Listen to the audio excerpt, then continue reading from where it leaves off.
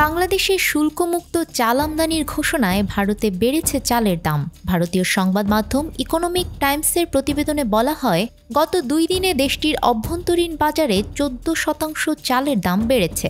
ব্যবসায়ীরা এখন বাংলাদেশের চাল রপ্তানির দিকে বেশি মনোযোগ দিচ্ছেন।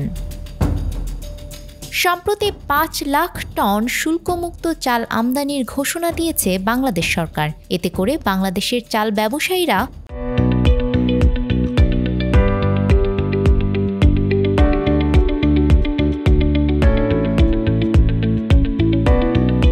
বেশি করে আমদানি শুরু করেছে, আর এই সুবিধাই নিতে চাচ্ছে ভারতীয় ব্যবসায়ীরা। এতে করে দেশটির অভ্যন্তরীণ বাজারে চালের সংকট তৈরি হয়েছে। চাহিদা ও যোগানের সমন্বয় না হওয়ায় সেখানে বৃদ্ধি পেয়েছে চালের দাম।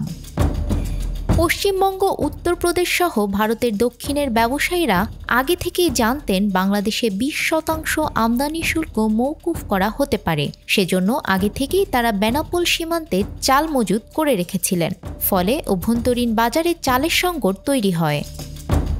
গ্রাহক পর্যায়ে স্বর্ণা চাল 34 থেকে বেড়ে 39 রুপি হয়েছে। মিনিকেট হয়েছে 49 থেকে 55 রুপি। বেড়েছে অন্যান্য চালের দামও।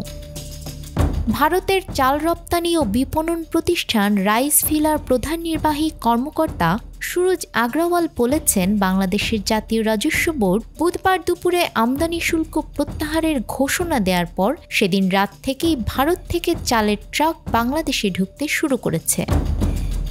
নিউজ ডেস্ক, আমাদের সময়।